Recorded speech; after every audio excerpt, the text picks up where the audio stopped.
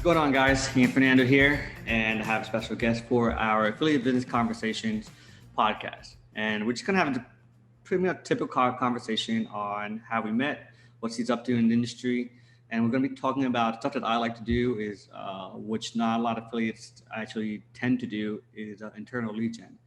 Mainly more so affiliate marketing through email marketing.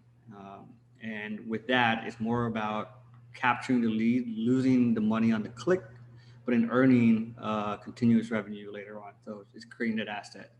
And the reason why I want to do this is because I recently just got into affiliate marketing through email, probably more so the past 4 years. But I know that I've made this mistake in the past where I've told myself, collect the data, collect the data, collect the data. But I never followed up on it because my mindset is to create cash right away on the click. And I now had evolved out of that mindset. And I have a special guest, Travis, that I've known for, I want to say like roughly 10 years, right? Yeah, nine or 10 years, something like that. Yeah. So go ahead, Travis, introduce yourself and tell us what you're up to. Yeah, sure. So, my name's Travis Ketchum. I make marketing tools, email marketing tools specifically. I started back in the day with a platform called Contest Domination that's done fairly well.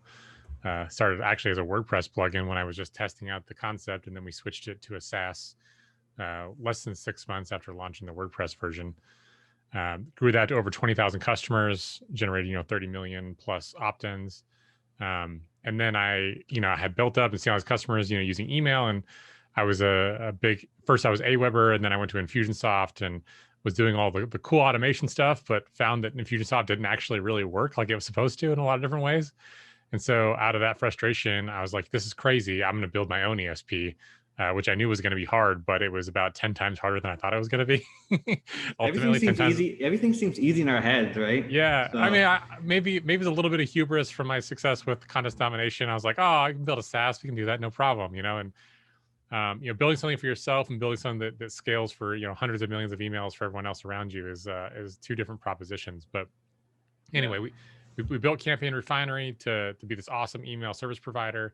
Has a bunch of cool, unique things about it now. And it's been a really fun journey, but it really gives me some interesting insights into a bunch of different industries, a bunch of different ways that people use email, and has allowed us to really build some cool tools specifically for marketers that help them get more out of their email. Now let's talk about it real quick. It's content domination, correct?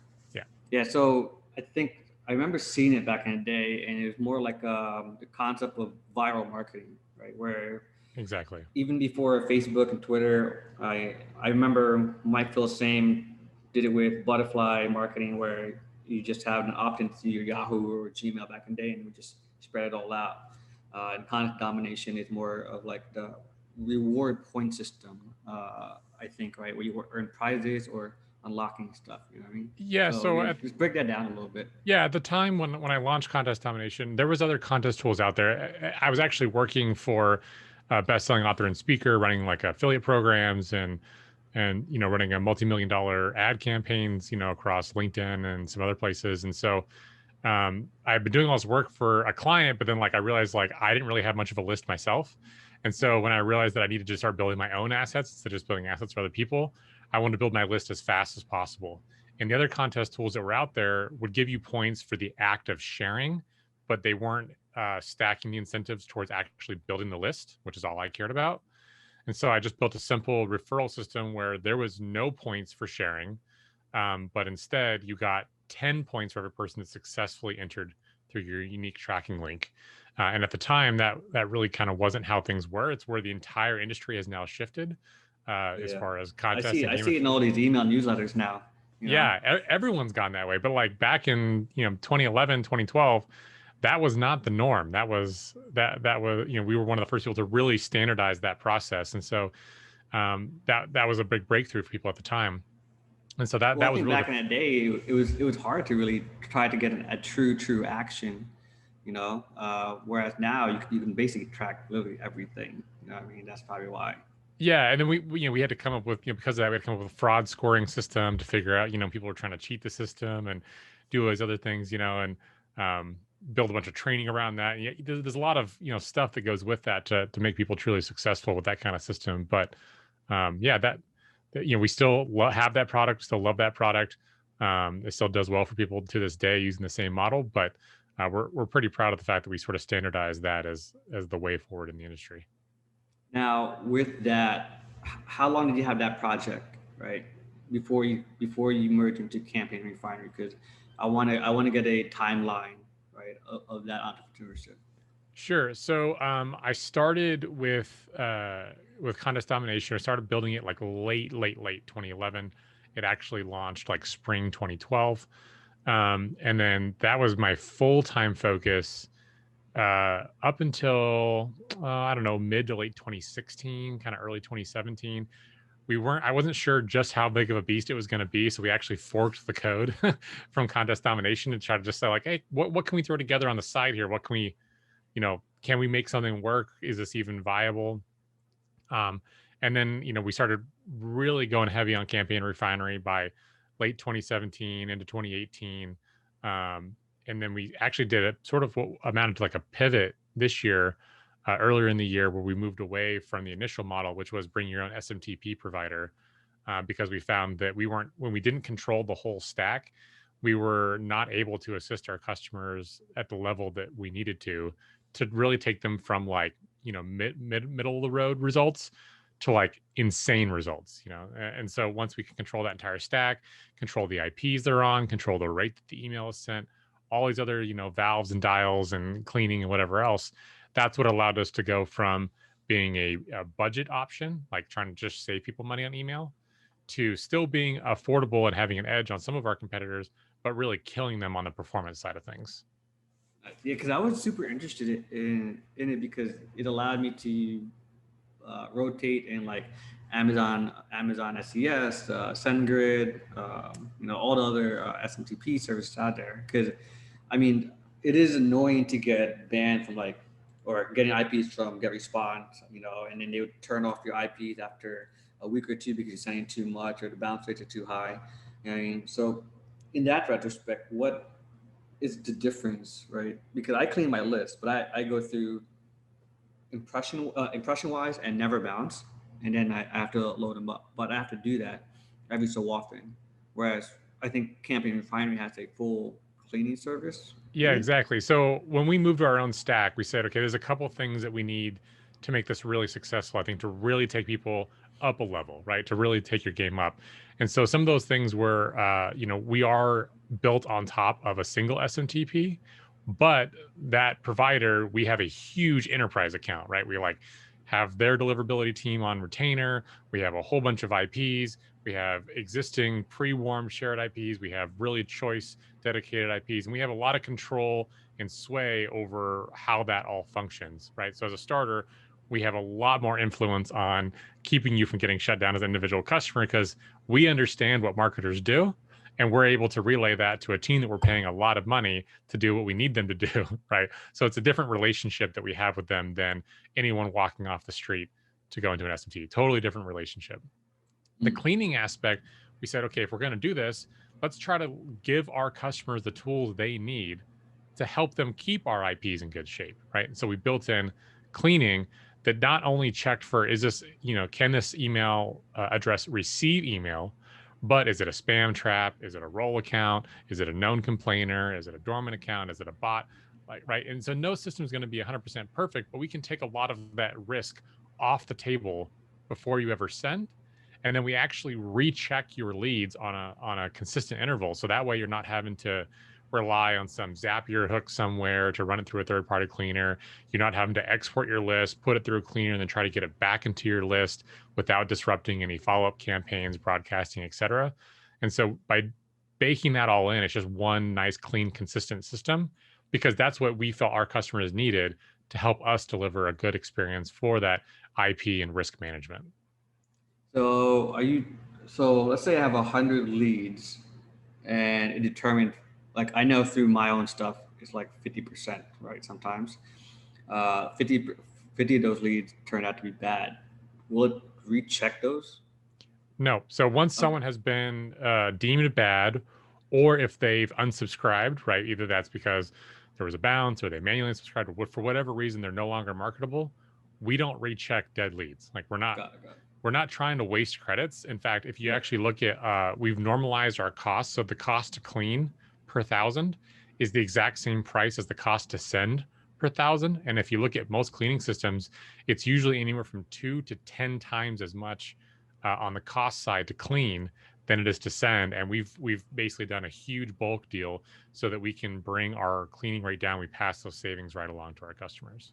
Now, yeah, let's talk about the point system, because even I'm confused on how that works. So, what is like your monthly cost, and how Yeah. does that break down into cleaning, to sending, and compare that to like a typical AWeber or Constant Contacts? Sure. So yeah, well, we call it a credit system. And so to clean an email costs 1 credit. To send an email to one address costs 1 credit. That's the in the most basic form. That's how it works. And the reason we did a credit system is because different people have different habits, right? So some people may be ingesting a lot of leads, sending to them a few times, and then throwing them out. Okay, that may be a model that you do. And so in that scenario, you may, maybe a one to, 1/3 to 1/5 of your credit usage might be cleaning when that lead comes in, right? Whereas someone who says maybe they have a tight list of, 20,000 people, it doesn't fluctuate a whole lot. They don't have a whole lot of new leads coming in, but they send a whole lot, right? They send to them at least once a day. They're going to be Yeah. heavily skewed on their credit consumption on sending versus cleaning because they're not bringing in a lot of new leads, right? And so this was our way to sort of normalize it so that regardless of what your usage system was, it fairly allocated it in a way that made sense. So as an example, let's say you had 100,000 leads. Okay. You're bringing into our system. It's going to cost you 100,000 credits to do that first clean. Okay. But it doesn't, by default, it won't recheck those leads for another 90 days. So for the next 90 days, that segment you just brought in is not going to use any more credits for cleaning. But let's say you have, you said half, but I think most of our customers end up with more than half left over. But let's say you have 75,000 people marketable left. Every time you broadcast during that next 90 days, it's going to use 75,000 credits every time you send. So that that would be someone doing some decent volume. Um, and so that's kind of how that works. And then we charge overages. So depending on what plan you are, you can sort of estimate the amount of credits you're going to use. And the more you buy ahead of time, the cheaper it is. And then if you happen to go over, it's a really fair, simple overage system. So once your monthly credits have been exhausted, you're only charged overage per day based on every 1,000 additional credits that you use on that day. And Yeah. So then basically, there's no stop to service technically. Yep, no Right. stop to service. You'll get little tiny bills until the month resets and we replenish your account with new credits. But it's a great way for people to be on a lower plan than they might be on another system because we don't charge based on contacts, right? Like we don't have Yeah. a contact type system. So the only thing you would accrue is if it was continued to clean a list every 90 or 180 days, if you sat there and didn't send at all. But that's fairly low and inexpensive in the grand scheme of things. Now, like for email, I mean, I don't label myself as a true email marketer. Like I just do it just because it's growing an asset. And for everybody out there, technically, it's in affiliate marketing. People teach you to just buy traffic, right? But then you buy these impressions, and you lose that customer forever. Whereas when you do an internal lead gen, you actually hold that lead to your chest as close as possible, if I want to say, and you can promote to them over and over and over again, right? And then these are brand new statistics that you have to understand. I mean, it took me a long time to really learn inboxing, Yahoo versus Gmail versus, Microsoft inboxing, and it does get annoying. And there's certain different copies you have to really, really do. But my question is like, how do you maintain, or who is campaign refining for? Is it for transactionals? Will it be for affiliate marketers like I am? Is it for heavy emailers like the email marketer that email literally 2-3 times a day? Is it for list swappers, right? Who is it just like for, or anybody that sends email? So Campaign Refinery really excels for people who are collecting their list first party. So we don't allow cold emailing our third party lists, but we do allow affiliate marketing, and we don't apply. We have a very light touch I guess is a better way to say it, a light touch when it comes to content moderation, right? Like if you're sending out like, death threats or like, how to buy hand grenades, we'll have a problem with that. Oh yeah, But I like, mean, real. if you have an opinion that's not like endangering somebody or it's aggressive, biz op type stuff sometimes is fine. It's more difficult to inbox, but we don't run you out of Dodge. Whereas you see other platforms like MailChimp, et cetera, are getting, I would Very say, strict, man. very heavy handed on, you know, applying their own moral compass, regardless of legality, safety, or other, I think, more reasonable concerns. So we're cool with that. List swaps, I think our pricing makes that to where straight list swapping type stuff is not going to be advantageous, and we don't allow you to bring in data that didn't specifically ask to receive information from you. But the heavy emailers are good.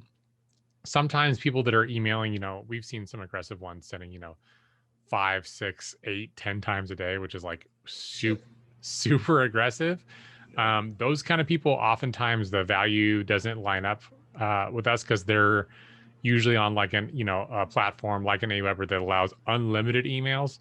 And when you're that aggressive on how many emails you're sending per day to your list, that unlimited is really getting stretched on the value side of things. And so maybe our pricing doesn't make as much sense. But if you're sending even 1 or 2 broadcasts a day and you want your list nice, clean, and tight, we actually actively encourage our customers to send to like their recently engaged list instead of the whole list, which not only saves them money from paying us because they're using less credits, right?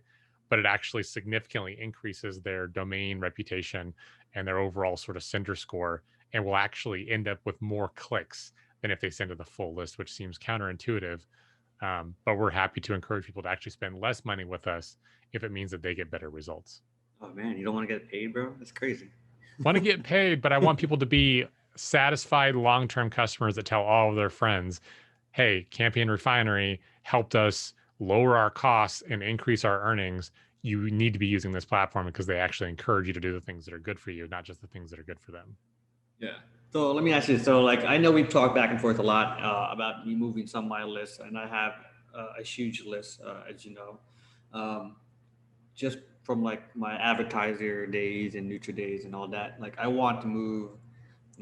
What would be a good sample size to put in, right? Because I would be importing the list, and then how would I be able to test it? Because I've worked with like Got Response, I've worked with Aweber, I've had the business account, Market Hero is another one, and I get on and off, results. You know what I mean?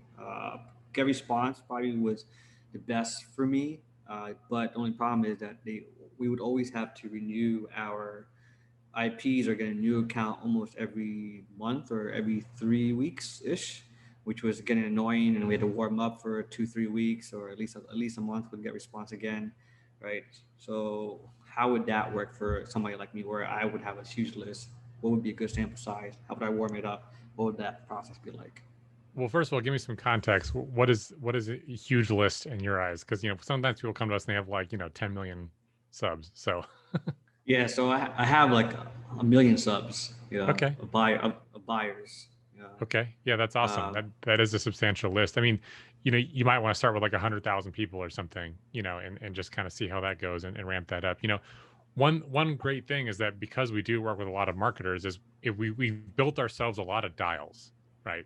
So a lot of different ways that we can try to change things and shift things and give you the best chance of success, right? So sometimes, like we'll get you to install, Google Postmaster or whatever, right? And if we're seeing, for example, that Google's getting cranky about how fast we're sending email, because sometimes we really, most of our customers want it sent fast, right? They want all the emails sent out right now. at They want 7 to get a.m. exactly, now yeah, 7:02. Yeah, they want that yeah. dopamine hit. They want that dopamine Yeah, hit. They want to see that commission go right at I 7 know. 7 a.m.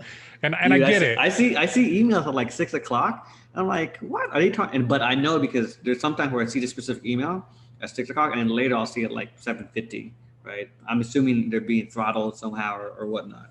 You Yeah. know? So sometimes throttling can actually be your friend. And so like we've built a lot of dials that give us some really fine-tuned control when we start seeing some base information about how are the different mailbox providers responding to you as a sender, to your content, to the way that your specific situation is unfolding. And so in those scenarios, let's say you bring in 100,000, you start sending, we start looking at what Google Postmaster is saying, we start looking at our other feedback loops, and we may decide, look, okay, this is starting to work in some areas, but you're getting some deferrals because they're not sure about you yet as a sender. Let us tweak some dials for you, kind of throttle it back a little bit, not to where we reduce the total number of emails sent, but we reduce how much is sent per hour, per minute, that kind of thing, so that we give it to them at the speed that they're ready for it. And so we can turn some of those dials to try to get to a good spot.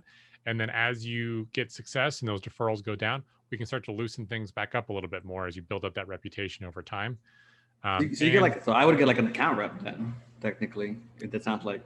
Yeah, so like our enterprise accounts, that's the kind of level that we give people is pretty high touch. It's hey, let's look at how you're doing. Let's see how your IP is performing. Look at your history, and that can decide which IP pool you're into. Depending on your risk profile and how things are going, we may just provision dedicated IPs without any additional charge to you. We come up with a custom solution oftentimes for our larger senders without the hassle, because we get it. Like, we send a lot of email ourselves, we control a lot of email ourselves, and we want you to be successful. So we'll do everything we can. We'll pull out all the tools in the toolbox to try to make you be successful at what you're doing.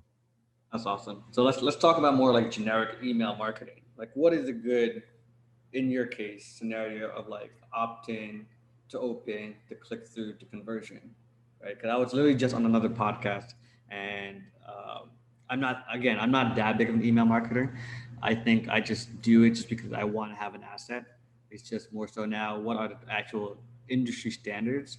And I always assume the default of 30%, 30%, 30%, right? But I know from my experience in my own list, like my opt-ins, the open rates to initial opt-in within the first 7 days or 2 weeks are usually goes from like 80% to 60%, and then it dwindles down, and then it averages out to about 40, 30%, 27% on a really bad day. So it goes back to the same statistics, 30%. So I want to hear from you, like, what are the standard numbers? Well, you're not gonna like this answer probably, but it all comes down to POD, which is platform offer data, right?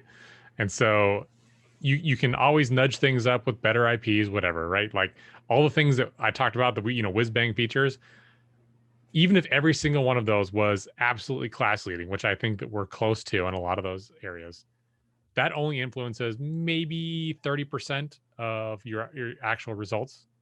Wow. Okay. Then it's all about offer, right? Is the offer congruent for do they care? Do people care about your offer? Is it a high converting offer? Is your copy good?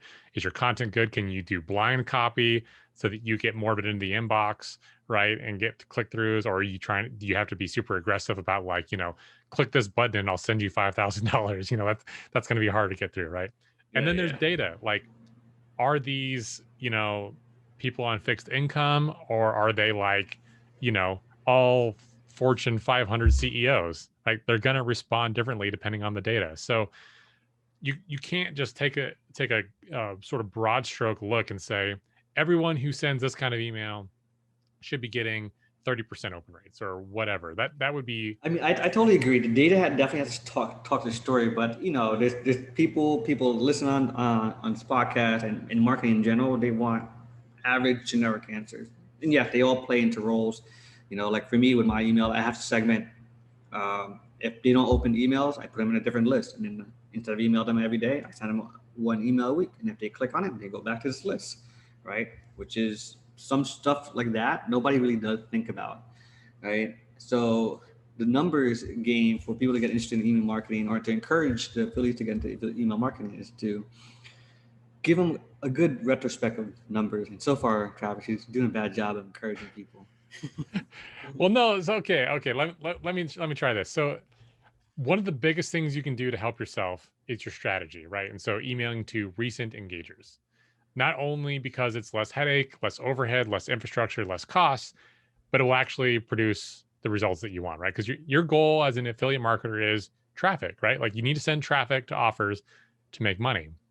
Yep. And most people think that means I need to constantly send to the maximum number of subscribers I possibly can. And we've proven with a lot of our customers that if you actually, when a lead comes in, if you send them through an engagement sequence, right? And so you can decide who's an engager and who's not. And you literally just toss the non-engagers to the side. Don't even mail to them. And when you're doing your broadcast, you're just mailing to like, last 14-day engagers, maybe last 30-day engagers, or even more aggressively 7-day. It seems like you would get less clicks, but the actual reality is we often see 3 times the number of openers, not percentage. Percentage goes crazy, right? Way through the roof. But the raw number of people who open your email can often double or triple, and so will your clicks. And Yeah, so, I totally agree with this because I was just saying I segment yeah, non-openers, right? And then I would email them instead of email them every day. I would email them once a week, and then if they click on something, then they go back to this list where I could email them every day, exactly. right? So we actually have a feature that does that automatically as well, a global engagements, re-engagement sequence that temporarily puts them on a suppression list, runs them through a re-engagement sequence again because they fell off the map. And if they don't bite, then it throws them away. But if they do bite, then it puts them back Oh in the wow. pool. So that's one of the default. And so I know you said I was kind of avoiding it in the beginning, but like I don't want people to think every time I hit send to my full list, I should be getting 30% because maybe sending to the full list is 5 or 6%, maybe. But then when you send to engagers, maybe that number is 45, 55, 65%. And even though it's a much smaller segment, your total number of people who actually opened and who actually clicked is 2 to 3 times what it would be if you sent to the full list. And then keep in mind, I'm not saying like, the non-engagers versus engagers. I'm saying the full list, which includes engagers. You will get way better results if you send to just the engagers by themselves. Correct. And with your credit system versus like an Aweber, right? I would assume it'd be cheaper just because you're not mailing every day to 100,000 people and then hoping Exactly. to get whatever you're Maybe sending you're sending to. to 20,000 or Correct. Yeah. And then you're only spending that much, and then maybe you're spending X amount on the other list, the suppression list for sure, right? And then you only spend like half the amount, if anything, or right? less. Yeah, yeah, Yeah, or less. totally. And, Exactly. and so like that not only, as you mentioned, cut your costs, but you'll probably earn 2 to 3 times the revenue because you've improved your sender score as your domain rep and all that other stuff. So you're actually generating 2 to 3 times the number of clicks by spending 50 or 20% of what you would have spent before. It's a win across the board. Yeah, I totally agree. And this is one, like a lot of people, they don't really talk about a lot of this stuff. Like people will say, like, for example, for a lot of my opt-in, they're literally 90 to 80% open rates within the first week. And then they start dwindling down, right? But then I have to realize, oh, these people are not interested in this type of content. I have to move them here, right? This becomes a whole different scheme for affiliate marketers. And this is the reason why it took me a long time for me personally to get in, just because it's technically a whole skill set to really do. Like I only been buying ads. I only know how to buy ads, but I buy ads to create lead gen for my own assets. But then learning that skill set to email market to do email marketing is truly different because copy, understanding the audience, right? You don't know if they're male or female unless you try to survey them, which I always have a surveys in all my emails. And then you got to figure out the segmenting part. How do you want segment? Do you want segment based on percentage of CTR versus opens? There's so many variables that a lot of people don't understand. And the reason why I have the skill set to bring it onto emails because I do with my ad set. I look at CPM to CPCs to eCPM to eCPCs to the CPAs to eCPAs. There's so many metrics, and that's why I think I started becoming better at it. For a beginner marketer that wants to do affiliate marketing, email marketing, what are the important numbers that they should focus on? Because I know in the beginning for me it was inboxing. Like, does that matter with your platform? Is it going to be CTR? Is it going to be the open rate? Is it going to be conversion rate? Right. So let's break that down. Yeah, I think, to start with, none of the other metrics matter unless you're getting in front of customers, right? So like the even though opens doesn't always translate to revenue, like you got to make sure the email's getting there and it's getting opened. Because if it's not doing that, it doesn't, you could have the best copy in the world, the best offer in the world, the best tracking system in the world.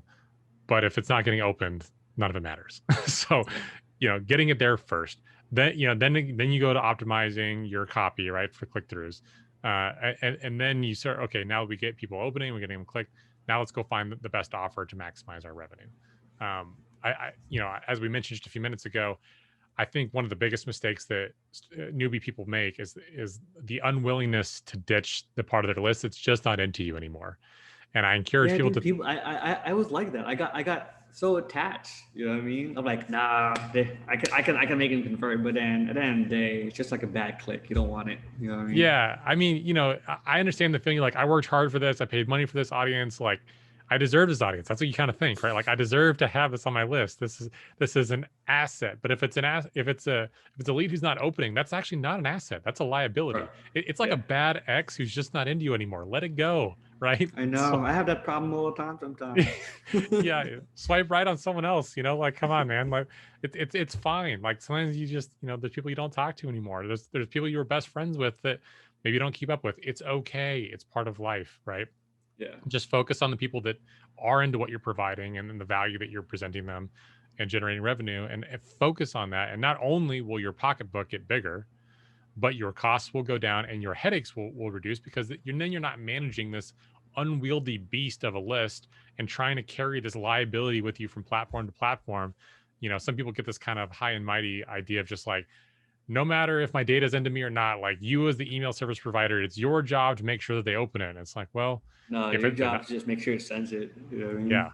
yeah, my job is So make sure it sends it. It's on a clean IP, with a quality rep, and that we try to do our best that we possibly can to make sure your data is as risk reduced as possible before you click send. But beyond that, man, like there's not a whole lot we can do. You can bring a I horse to agree. water, but you can't force it to drink, right? So And that's that's and kind that's the problem with marketers these days. You know what I mean? They just think it's boom, it's easy. You know what I mean? Like again, I'm late into the game. I'm a late affiliate marketer, email marketer, right? I am directly a media buyer. I buy ads. I get conversion right away. But times are changing. Ads are changing. Algorithms are changing. Facebook's getting very, very strict on how you write your ads. You can't talk about the main benefits sometimes. You just gotta talk about the features or you can get banned, right? So yep. then this is my way, or I think anyway, the best way to have this asset. And when I first started, dude, I've listened to the Frank Kerr, to Michael Saint, to Abin Pagans. When I first started, they were like, grow the list, grow the list. I'm like, it's too much. I don't want to do it. But once I got into the media buying, it became very, very different. You know what I mean? So I think it's very, very important. But how would an affiliate, right? What are the offers? Oh no, here's actually a better one because I struggle with it sometimes. Short headline, long headline, short email versus long email. I'm a big fan, especially if you're in the affiliate marketing and, as you scale towards, more aggressive biz op and stuff, the more blind you can make it. So the shorter, more curiosity based, just trying to generate that click. If you know that your lead sources should be in line with the interest that you're trying to promote, you don't have to replicate that interest necessarily in your content. You need to create curiosity. And so by doing that, it's not only going to probably increase your click rate because people are very curious, but it's going to train yourself to not use the kind of keywords that are more likely to put you into spam. So that's So one of the you main don't want to say benefits. like lose weight today. You want to be like, hey, how Susie lost or how Susie started running after 7 days or something, right? Or even more curiosity basis, like this weird trick that helped Susie lose weight in 7 days or something. It's like, Oh man, that's interesting because I would do that on my landing page to opt in because that's what I do yeah, now, well, right? do it in your email, see what happens. Oh, Yeah, interesting. it's That, it, that kind of yeah makes sense. yeah Do you think it's then you use your email as a landing page then? Because then that goes into I would assume it goes into a landing page aspect theory. Yeah, I mean, I write a lot of copy for our own business, but I don't consider myself a copywriter. So there's people that are way better than this at this than I am. But when I go through campaigns, the ones that really seem to crush, both because they sail right through a lot of the spam filters, and they create a high click through rate. I mean, one of the guys that we talk with, maybe you should talk to, is Dave Miz. I don't know if you know who that Okay. is. No. He writes a lot of copy for ecom, but then he also does some direct response stuff. But like some of his lists, he's getting like 50% click through rates on his emails, which Wow, is that's wild, right? insane. And Yeah, that's like I there's a can't. direct Yeah, line between that and money, right? And those are two yeah. affiliate offers. Those are two affiliate offers on some of his direct response lists. So blind, short. I mean, he's really mastered that process, and so it definitely converted me to a true believer, because you look at a lot of people's lists and it's 2, 3, 5, 7% click through rates of Yeah, openers. dude, I know. Like I can barely break 10% at times. You know what I mean? Unless Yeah, there's and like he's an getting event. 45, 50% click through rates from openers. It's absolutely bananas. Yeah. Oh my God, man, that's not like I want to try to increase my click through rate for sure. But then I'm also thinking like is there a difference between like HTML versus non-HTML email, right? That's another battle I kind of go with. But I see a lot of HTML emails anyway with full graphic, tons of fucking links, right? They're different versus a non, back in the day when we first started, like 5 line, no, pretty much broken down editor, with just a link in it, with a simple call to action. Yeah, I mean, we try to encourage people to not load it up with a whole bunch of images, and we tell people to oftentimes do more than one link, but don't at least link in more than one location, but don't go crazy, link in 45 times, every other line has a link to your offer. That's not Yeah. needed. But It hold really on. Then here's another Go ahead. topic. Then just sorry to cut you off. Is so I have newsletters in different niches, right? You'll see this is like a huge trend now, like Morning Brew. They're pretty popular. Minority Mindset, right? And it's all newsletters to other articles, and then they have an offer to affiliate links, or they have sponsorships. You know what I mean? Like the Hustle.co is like a very popular one. Like how would that be any different from, let's say, multiple affiliate links in one email?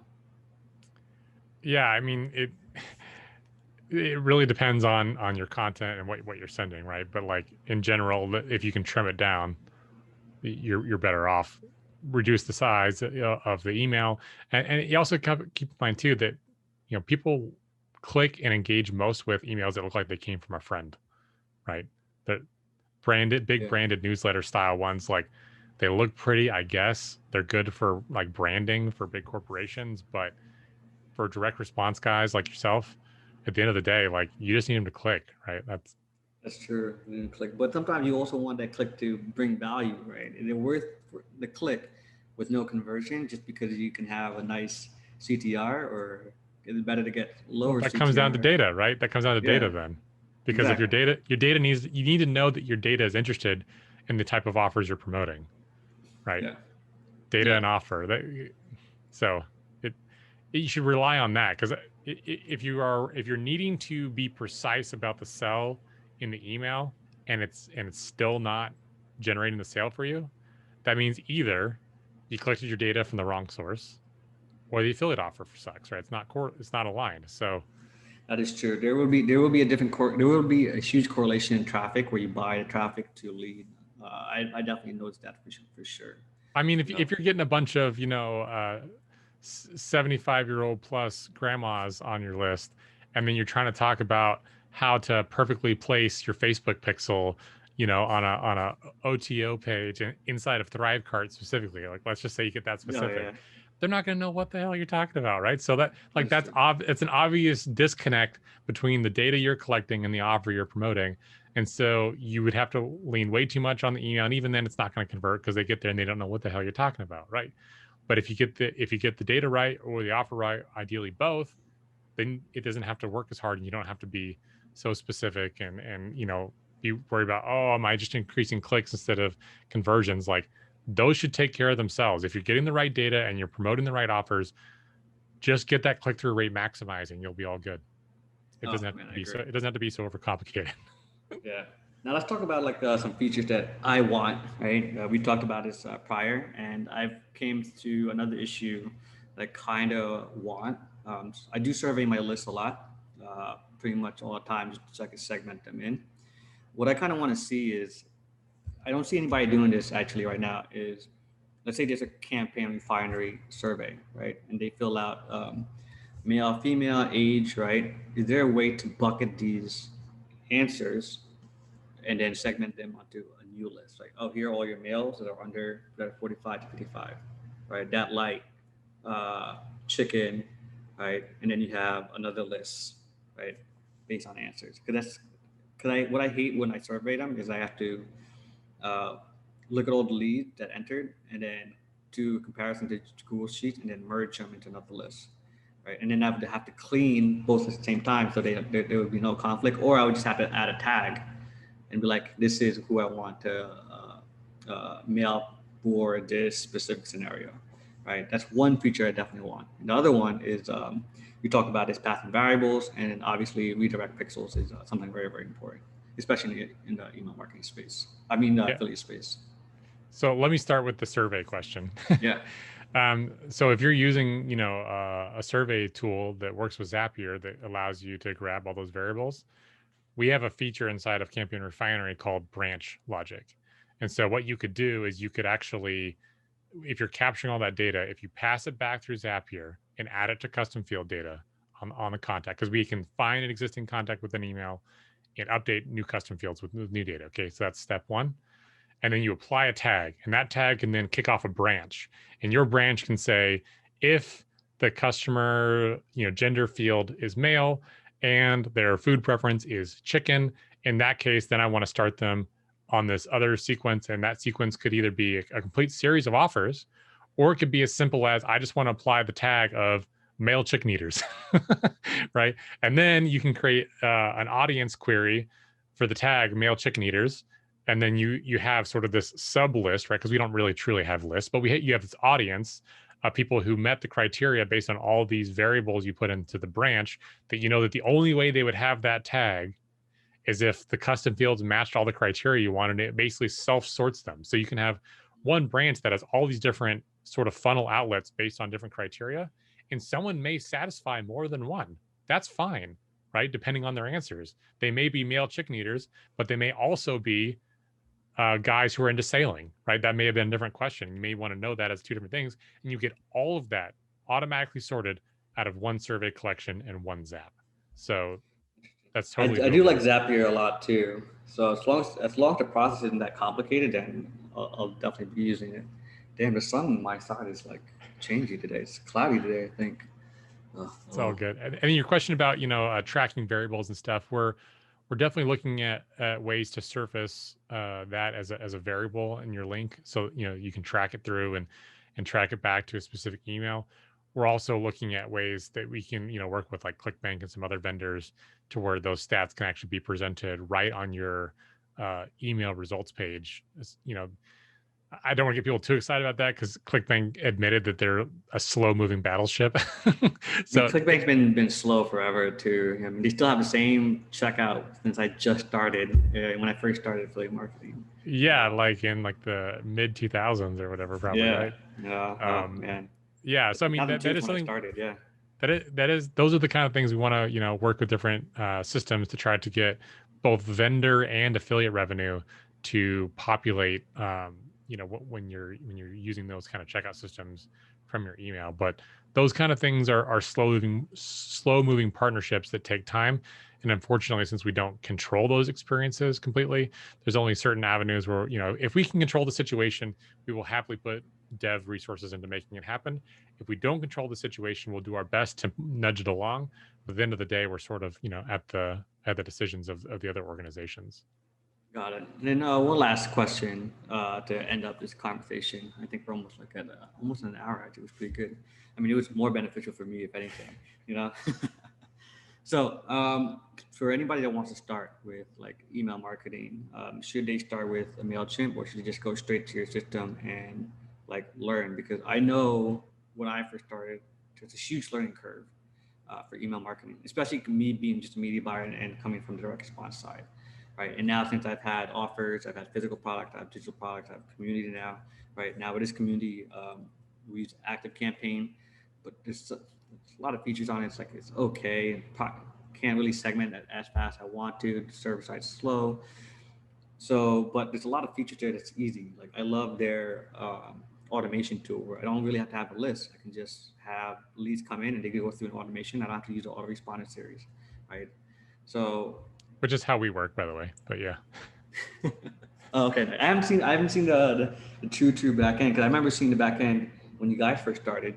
Yeah. When you had I think, but I haven't seen it when you recently adjusted it just to full ESP. You know, so yeah. So where should it start? Would you guys are like a super MailChimp, a contacts. Yeah. Use yeah, I mean, for affiliate marketers just getting started, I mean, there is a lot of value in those kind of starter lists with get response and stuff. Like, those aren't bad products to start with, because then it at least gets you around the concept of collecting an asset, generating some, automatic follow-up sequences and setting broadcasts. But I think that you'll also find that as you get down the road, not too far really, that all of a sudden the things that we're focused on, like the list cleaning and some of the different segmentation options and automatic re-engagement, all that kind of stuff, that really starts to matter as you start to get into, at least the thousands of subscribers, especially once you hit 10,000, 20,000, 50,000 subscribers. Those things become increasingly important as you move down the road. But there's certainly no harm in starting with a smaller get response account. You probably don't hear that from a lot of ESPs saying, go to our competitors to start if you want. Yeah. But it really sort of depends on where you're at. Like our cheapest plan is $100 a month, and for some people that might be too much, and we understand that. And that's where the $29 a month get response or whatever. Like start somewhere. The biggest thing I would encourage someone is like just start. Like start building that asset. That to me is more important than no, wait until you're ready and then come to Campaign Refinery. No, start building your assets, start generating revenue, start getting your arms around the process. But eventually, as you grow, you may want to heavily consider a platform like ours that has done things to help you eke out the performance as your audience and asset grows. So, start somewhere, just start. I don't care if it's us or not. If you want to start with us, fantastic. We love your business. We'd love to take care of you, but just start. And if starting means picking another tool, that's totally fine. Yeah, I agree with that. Definitely. Everybody definitely has to start. I mean, I wouldn't be right here after 16 years in this industry, right? Because I was scared to lose money and I wanted a job, right? So he's definitely right on that. So on that note, I want to thank you for being on Affiliate Business Conversations podcast. And to everybody out there, you'll be able to listen to this on Spotify, Apple iTunes, Google Podcasts. And all you have to look for is for Affiliate Business Conversations. And Travis, thanks you again for joining this on such short notice. I do apologize for communication errors that we've had earlier. So hopefully we know that in the future. It's all good, man. It's been a pleasure. Thanks for having me on. No problem, man. Thank you.